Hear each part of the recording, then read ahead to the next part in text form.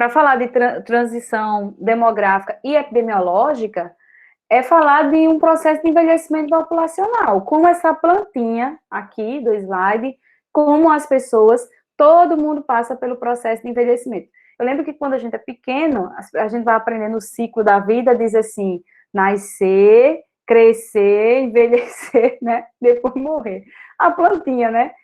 Os seres humanos, eles vão passando por essa etapa relativamente natural, porque envelhecer é um processo natural da vida, é um processo natural, e nessas etapas, a gente casa, não casa, enfim, estuda, vai para a universidade, muda de profissão, enfim, como a gente faz essa travessia que vai variar de cada pessoa para cada pessoa, de trajetória para trajetória, de recursos e possibilidades para cada um, né?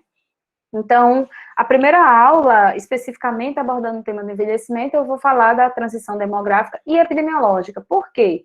Especificamente da população brasileira. Porque, ao se mudar o padrão da idade, digamos assim, das populações, quando a gente vai considerando a distribuição da população em termos de idade, as mudanças nesse perfil, eles vão, digamos assim, irão implicar em mudanças também do ponto de vista epidemiológico, das principais demandas em saúde das populações e, consequentemente, das relações de trabalho também, do modo como as cidades são construídas, das questões de assistência social, políticas públicas, enfim, dos enfrentamentos sociais que assim vai acontecer para cada população, tá certo?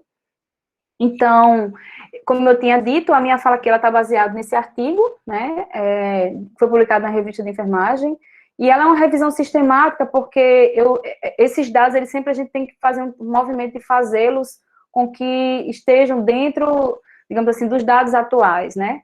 E essa revisão, ela fez uma apanhada aí de 91 a 2019, eu complementei com alguns dados do IBGE, mas o que temos até então em termos de dados atuais são esses, tá? Então, por isso que eu trago uma revisão sistemática e não necessariamente um capítulo de livro, já que a gente precisa dessas atualizações, desses dados atualizados, tá? Mas, de modo geral, quando a gente fala de transição demográfica, a gente tem que entender duas questões. Primeiro, o envelhecimento populacional e o envelhecimento individual, tá? Eu estou falando isso não para contrapor, mas para entender que quando a gente fala de envelhecimento populacional, nós estamos falando também de envelhecimento de pessoas, tá? De um processo de envelhecimento de pessoas. Então, a cada época, dentro de um processo de passagem mesmo do tempo, as populações também envelhecem. Muitos desses avanços e desse aumento na expectativa de vida e da longevidade tem relação com os avanços na tecnologia, na medicina, em diversos setores, tá? Embora, dependendo das questões políticas e sociais, às vezes a gente avança, mas às vezes a gente retrocede em alguns aspectos. Mas, de modo geral, a gente entende que o desenvolvimento na medicina, também na saúde, em diversos campos, tem contribuído para o enfrentamento de algumas doenças que antes eram causa de morte. Hoje a gente consegue aumentar a expectativa e curar e aumentar essa longevidade, tá? Esse envelhecimento populacional, como eu disse, diz respeito ao envelhecimento de pessoas. E aí, por que eu estou falando isso? Porque, embora se tenha, sei lá, uma expectativa de vida num país de 75 anos, o modo como cada pessoa vai envelhecer, ela diferencia de contexto para contexto, de condições de vida, de pessoa para pessoa, tá? De oportunidades, enfim, de diversos aspectos. Mas, de um modo geral, a gente pode dizer que a população mundial de pessoas com idade igual superior a 60 anos, e é bom dizer que no Brasil é considerado idoso aquelas pessoas com 60 anos ou mais, e em países em desenvolvimento, mas em países desenvolvidos é considerado idoso pessoas com 65 anos ou mais, tá? Mas na nossa realidade, 60 anos ou mais.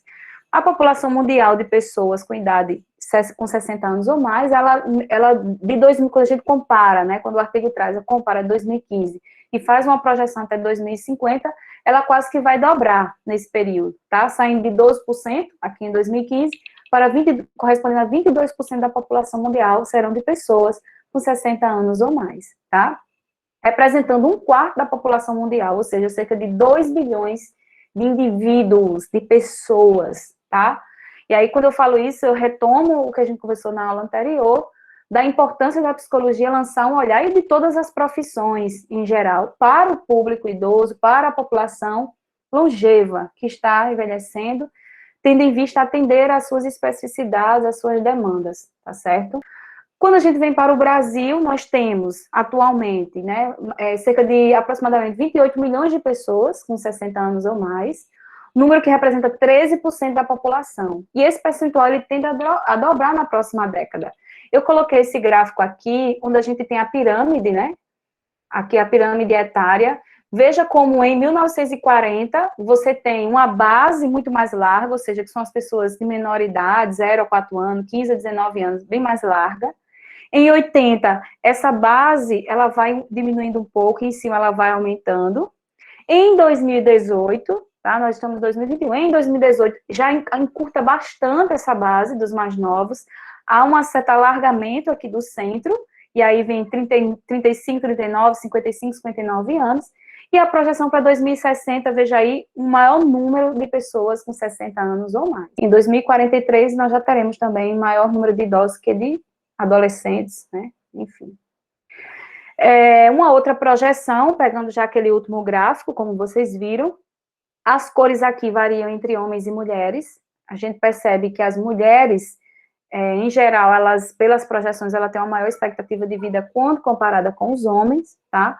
E a projeção é para 2060, estima-se que 33,7% da população brasileira terá 60 anos ou mais. Isso é muita, mas muita gente, assim, muita gente. Então, perceba que esses indicativos do envelhecimento populacional na nossa realidade, mas também mundial, ele exige que se tenha uma resposta do ponto de vista social, político, institucional, enfim, que se prepare para esse processo, né?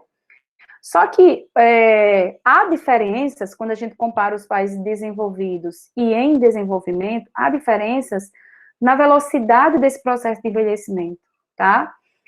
E há diferenças no modo como os países vêm se preparando para acolher, e aqui a gente tem que olhar para as pessoas idosas não como um peso para a sociedade, ou como um peso para os cofres públicos, ou como um peso para as aposentadorias. Porque parece que a gente, quando está falando de vez, parece que é um peso, né? Lembrando que, certamente, em 2060, muitos de vocês já farão parte desse público etário, né?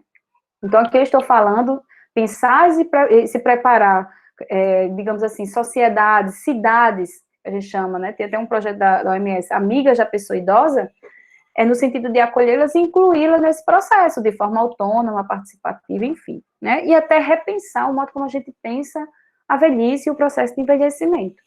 Então, como eu tinha dito, há diferenças entre esses países desenvolvidos e em desenvolvimento, né? Em países desenvolvidos, essa transição ocorreu bem antes do envelhecimento significativo das suas populações. Enquanto a população ia envelhecendo, essas sociedades, em geral, elas constituíram uma base sólida em termos de aspectos econômicos, de saúde e institucionais, né? As revisões da literatura, em geral, você vai ver que elas vão indicar isso. Para você ter uma ideia, aqui tem um gráfico da velocidade do envelhecimento da população. O Brasil está ali em cima, significa dizer que a população está envelhecendo muito rápido quando comparado, por exemplo, com a França. Então, eu destaco esse exemplo aqui, né? A França teve um período de adaptação de, em média, 120 anos. Países como o Brasil ainda terão um período de adaptação de pouco mais de 20 anos, uma velocidade 6 vezes superior à francesa. Então, assim, essa velocidade do processo de envelhecimento no Brasil é muito alto, rápido, né? Só que o que a gente percebe é que o Brasil, na contramão do que os países têm feito para lidar com a longevidade das suas populações, elas estão indo na contramão, por exemplo, quando você restringe o investimento de gastos em saúde, limita isso, por quê? Porque as populações, a cada ano, esse investimento deveria ser maior, porque a população está também envelhecendo, né? Então, você percebe que são aspectos que acabam impactando também no contexto social, como sempre, né? Um outro fenômeno que é importante destacar sobre envelhecimento populacional, além das questões da velocidade como ele tem acontecido nos países em desenvolvimento, como o Brasil, é o fato de que as diferenças existentes entre homens e mulheres.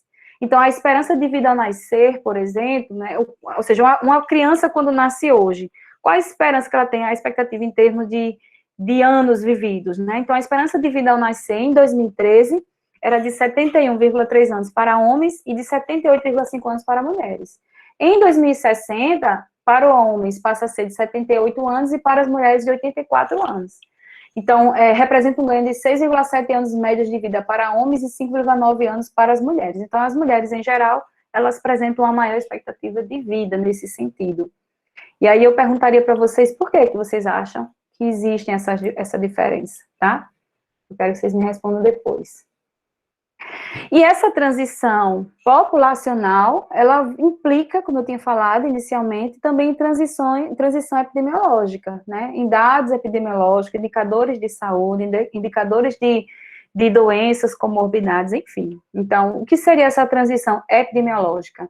Refere-se às modificações a longo prazo dos padrões de morbidade, invalidez, morte, que caracterizam uma população específica e que, em geral, ocorrem em conjunto com outras transformações demográficas, sociais e econômicas. Então, nesse caso, aqui, quando a gente está falando de transição epidemiológica, a gente está falando das mudanças nos padrões e dos aumentos em termos de saúde de doenças crônicas não transmissíveis. Ou seja, à medida em que aconteceu o processo de aumento da expectativa, da longevidade, de melhoria nas condições de saúde, enfim, tecnologias, a população longeva aumenta, digamos assim, o manejo de algumas doenças, elas passam a ser controladas, e a gente tem a elevação do número de doenças crônicas não transmissíveis, que aí a gente vai falar isso um pouco mais à frente, tá? Então, um outro gráfico que eu trago aqui, quando a gente compara a população em cima, né, de idosos, adultos no meio e jovem, esse dado agora, eu falei da projeção 2043, 2060, esse aqui é de 2020, né, do ano passado. Então, a gente já percebe aqui uma estimativa, né, que vai implicar um maior cuidado aí com essa população mais adulta e idosa, né? Então, essas mudanças relacionadas ao processo de transição demográfico e epidemiológico diz respeito à diminuição da mortalidade e o aumento das doenças crônicas não transmissíveis, tá? Então, isso vai explicar, em parte, alguns dados. E o que seriam, então, essas doenças crônicas não transmissíveis, né? Que seria o foco, digamos, e quando a gente vai falar da transição epidemiológica. Então, as doenças crônicas não transmissíveis, elas são, no mundo inteiro, isso não é só no Brasil, as principais causas de mortalidade.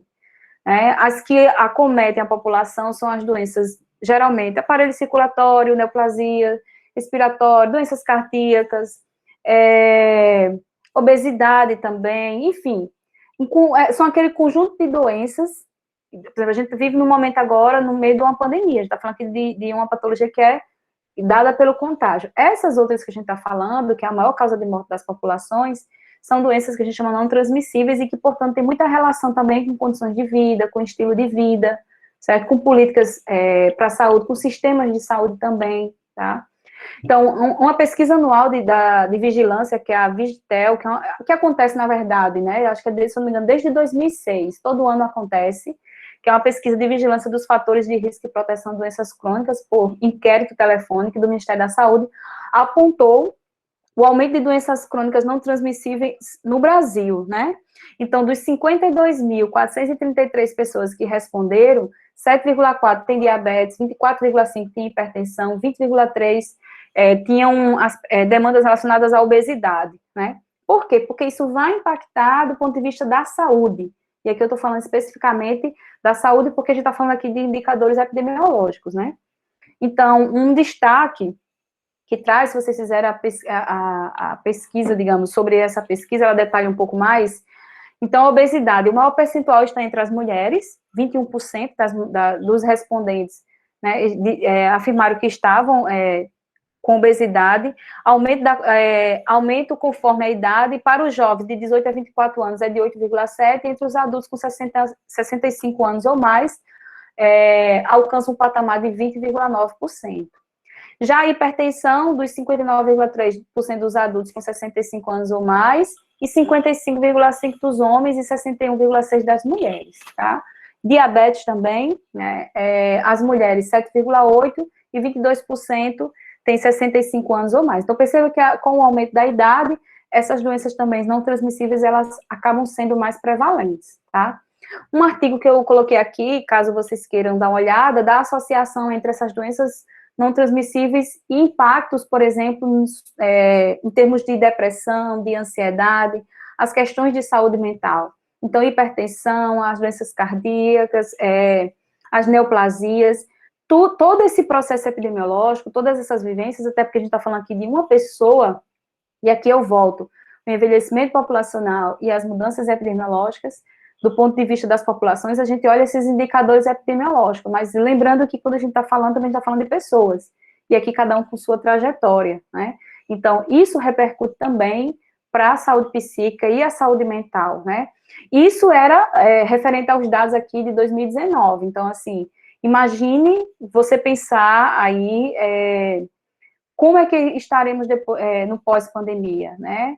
Com as questões mesmo de restrição mesmo à atividade física, em diversos aspectos, então, teremos bastante impactos, né?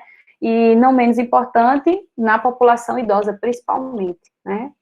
Então, assim, esses dados, né, gerais, eu apresentei para vocês, para que a gente possa entender o seguinte: o envelhecimento populacional, ele é um fenômeno discutido, assim, que tem acontecido no mundo inteiro, com diferenças entre países, e que isso é dito, é falado, existem fóruns de debate, existem áreas específicas da Organização Mundial de Saúde para trabalhar as questões de envelhecimento das populações.